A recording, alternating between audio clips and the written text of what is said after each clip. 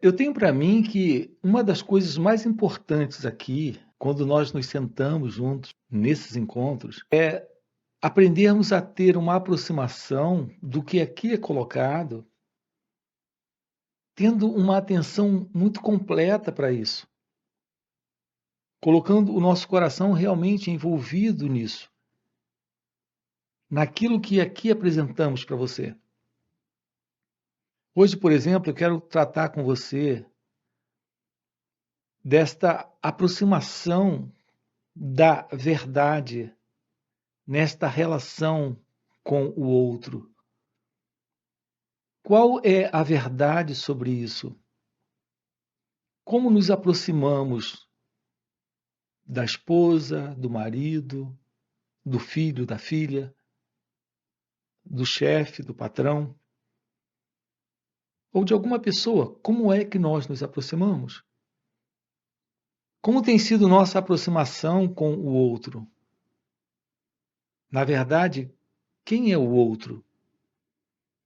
Nesses encontros, você para, se detém nesse momento para ouvir isso. E é importante que você se aproxime disso com um novo modo de olhar. Reparem que nós temos um modo de olhar para o mundo, para aquilo que acontece no mundo, para aquilo que acontece com o outro e com nós mesmos, sempre com uma base de conceitos já formados, de fórmulas, de ideias, de conclusões. Reparem como é importante o assunto aqui com você. A oportunidade de você ter uma resposta para o fim do estresse, ansiedade, da depressão, o fim da angústia. Esses quadros e esses diversos quadros psicológicos que nós conhecemos de infelicidade, eles estão presentes sempre, em razão de que nós não compreendemos como nós funcionamos. As pessoas têm perguntas do tipo: como me livrar da ansiedade? Ou como vencer a ansiedade? Como vencer a depressão? Como vencer o medo? Mas elas não estão estudando elas próprias, investigando aquilo que se passa dentro delas mesmas, sobretudo nesse contato com o outro. A compreensão de si mesmo requer uma visão daquilo que se passa dentro de você. Nesse sentido, o outro é um maravilhoso espelho. Quando olhamos para o mundo, quando olhamos para o outro, quando olhamos para nós mesmos, com base em conclusões, em crenças, em ideias, nós estamos alimentando e retroalimentando condições psicológicas em nós de estresse, de ansiedade, de medo, de depressão, de angústia. Isso por quê? Porque a nossa ação, o nosso comportamento, ele é autocentrado quando ele não é investigado. Aqui nesse canal, nós estamos falando com você sobre o despertar da consciência. Essa é uma linguagem que as pessoas usam.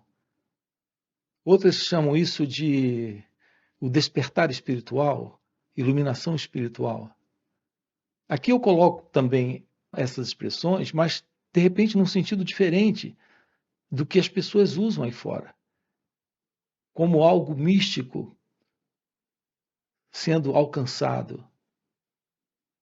E, na verdade, o despertar da consciência, o despertar espiritual real, é o fim da ilusão desse centro pessoal particular, que é o eu, o ego, dentro do viver. E, portanto, nessa experiência, nesse contato com o outro, Isso, naturalmente, é o fim da infelicidade, desta psicológica infelicidade, causada pela ansiedade, pela depressão, pela angústia, pelo medo. Então, aqui no canal, nós estamos trabalhando com você uma vida livre, uma vida realizada em Deus. E aqui, Deus é a realidade do seu ser. É totalmente diferente uma aproximação da verdade de Deus daquilo que as pessoas chamam aí fora de vida religiosa. Aqui, a real vida religiosa é uma vida livre desse senso do eu, do ego, o que representa um contato com o outro sem conflito, sem problema. Uma relação com o outro onde não há mais essa separação entre eu e ele ou ela. Então não há medo, então não há estresse, não há angústia, não há qualquer forma de ansiedade. Então não há razão para depressão, porque a liberdade interna, essa liberdade interna é a inteligência nessa relação com o outro, com a vida, com o mundo, com você mesma, com você mesmo. Nós temos que investigar isso. E esse é o propósito desses encontros aqui. Nós aqui estamos compartilhando com você algo que é real, que é vivencial. Não estou colocando para você aqui uma teoria, um conceito, uma crença, mas uma realidade viável para você. Algo que se torna evidente quando você se torna ciente desse movimento, que é o movimento do eu, dentro de você. Nessa relação com o outro, a questão aqui é como nos aproximamos disso? Pela autoobservação, a compreensão desse princípio que lhe diferencia do outro, lhe diferencia da vida, lhe diferencia do mundo. Esta autossugestão, nesta ilusão desse princípio de consciência do eu, essa consciência do eu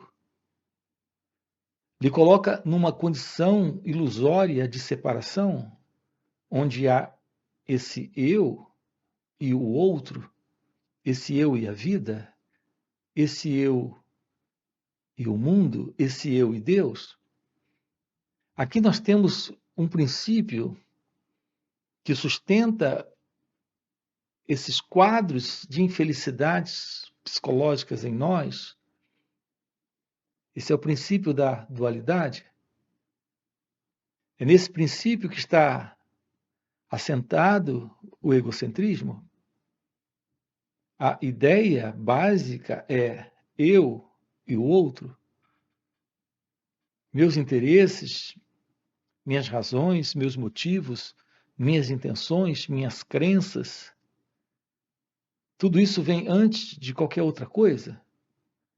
Primeiro eu. Sempre a ideia está centrada no egocentrismo, neste eu como o centro das experiências.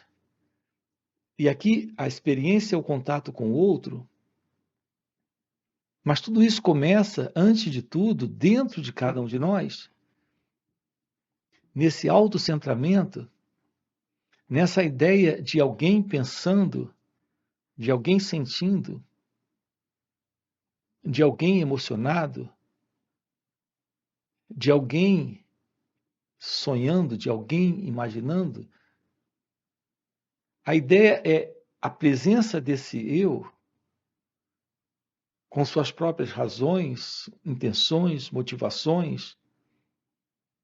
Então há eu e ele, eu e o mundo, eu e a vida, eu e Deus. nesta dualidade, nesta separação, está o conflito. A base de tudo isso, reparem, a base de toda essa infelicidade que nós, como seres humanos, vivenciamos, a base de todos esses quadros de infelicidade está presente em razão do medo. Enquanto houver esse sentido de separação, haverá medo. Então reparem que o medo, ele é algo presente em todos esses quadros de infelicidade psicológica que nós, seres humanos, conhecemos. Está sempre presente o elemento medo.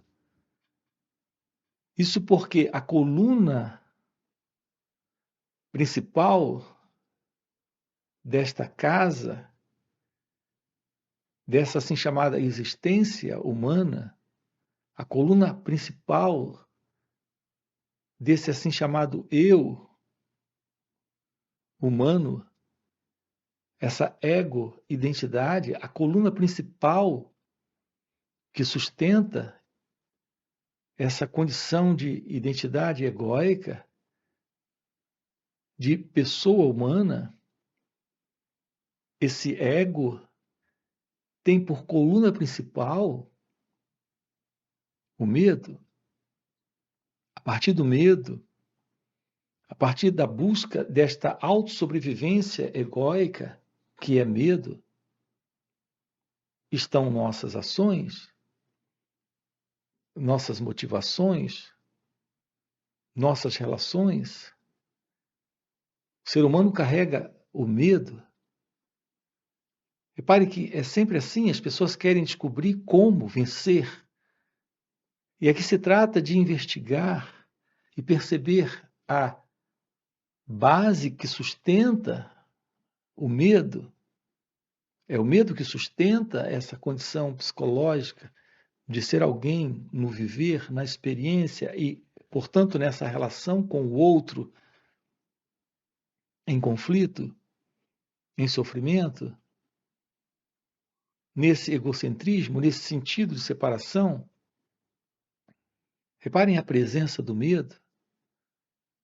O medo é uma sombra que nos acompanha desde os primeiros dias até a última respiração. O medo sempre está presente. É o medo do passado, é o medo do futuro, é o medo de adoecer, de envelhecer, é o medo da pobreza, é o medo da fome, é o medo da doença, é o medo da esposa, é o medo do filho. O medo tem diversas formas de expressão em nossas vidas. O medo é uma presença constante. Então, não há uma compreensão da verdade sobre quem nós somos, porque nós não compreendemos esse movimento interno, que é o movimento do eu, dentro de cada um de nós. Ele se separa nesse eu sinto, eu penso, eu quero, eu não quero, eu gosto, eu não gosto. Eu, ele, eu e o mundo, eu e a vida. Eu penso. Aonde está assentado essa questão do medo? Já que no medo tudo isso está presente, na verdade, o que é o medo? Já que o medo sustenta toda essa confusão, todo esse sofrimento, toda esta infelicidade nesta vida que é a vida do eu, o que é o medo? Reparem que o medo está presente porque o pensamento está presente. Nesse momento, não há medo. Você não tem um único medo presente nesse momento, sem a presença do pensamento. Olha que coisa interessante. O medo é algo presente em tudo. Há sempre medo. Só olharmos de perto e iremos perceber a presença do medo. Ele está lá, envolvido em nosso sentir, em nosso pensar, em nosso agir. E, no entanto, aqui estou dizendo, O medo nunca está presente agora, aqui, sem o pensamento. É a presença do pensamento. O pensamento é aquele que traz a presença do medo, a lembrança do que não aconteceu, que pode vir a acontecer, a lembrança do que aconteceu, que pode não voltar a acontecer.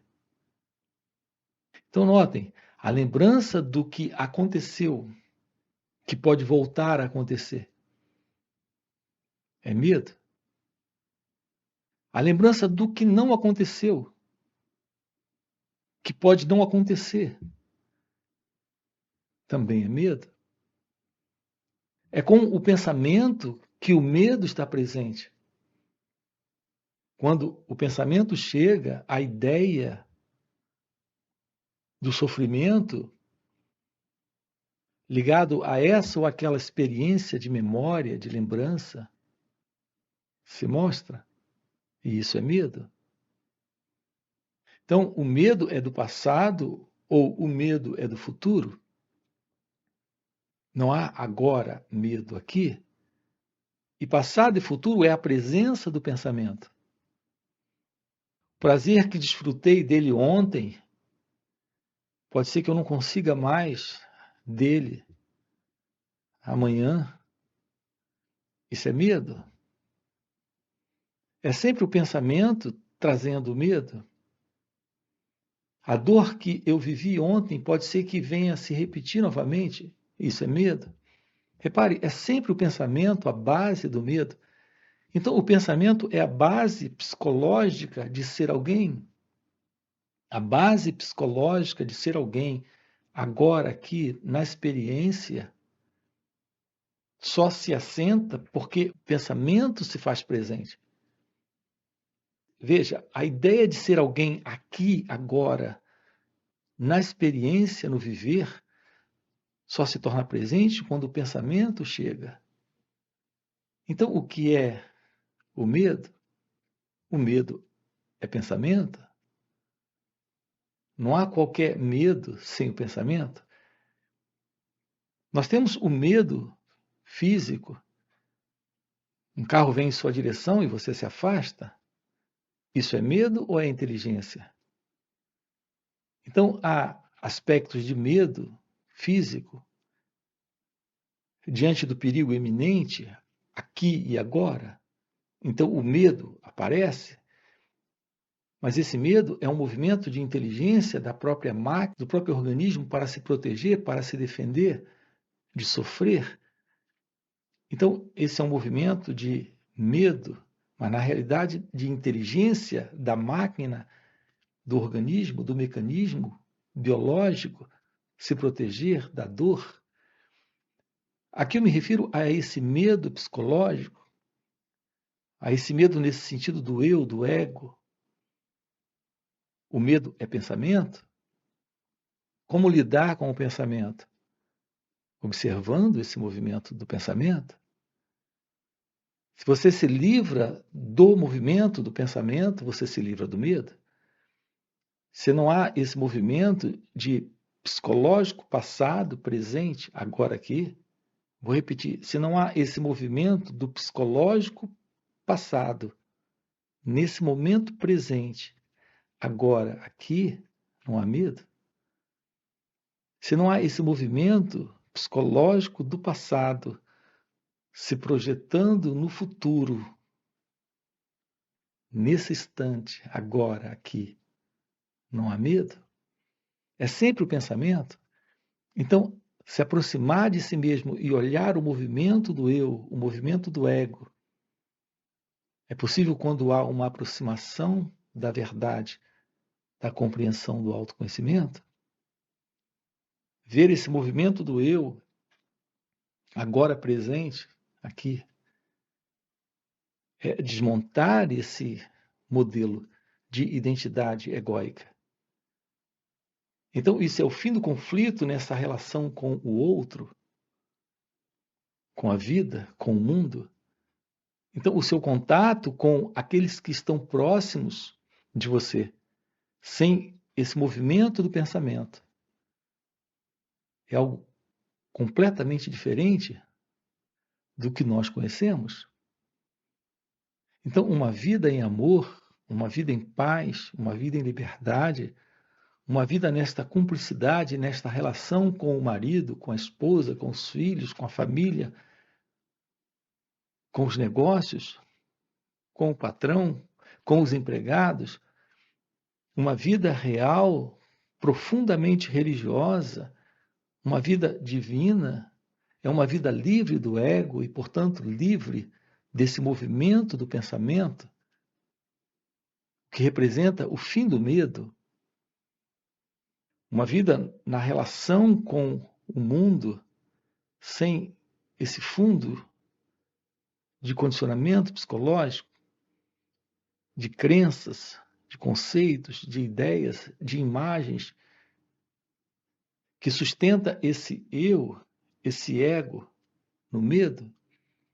Uma vida livre desse modelo do pensamento, desse modelo de pensamento egóico. Nós temos encontros nos finais de semana, são encontros online. Você encontra o link do WhatsApp aqui na descrição do vídeo. Se isso é algo que faz sentido para você, entra aqui em nosso grupo e vem conhecer de perto esses encontros nos finais de semana. Além disso, nós temos encontros presenciais e também retiros, onde estamos trabalhando isso com você. Então fica aqui o convite, se isso é algo que realmente faz sentido para você, aproveita, já deixa o seu like e se inscreve no canal, ok? Valeu pelo encontro e a gente se vê. Até a próxima. O autoconhecimento é tomar ciência daquilo que é você agora, aqui, como puro ser, como pura consciência, como sendo essa constatação daquilo que é inominável, daquilo que é indescritível,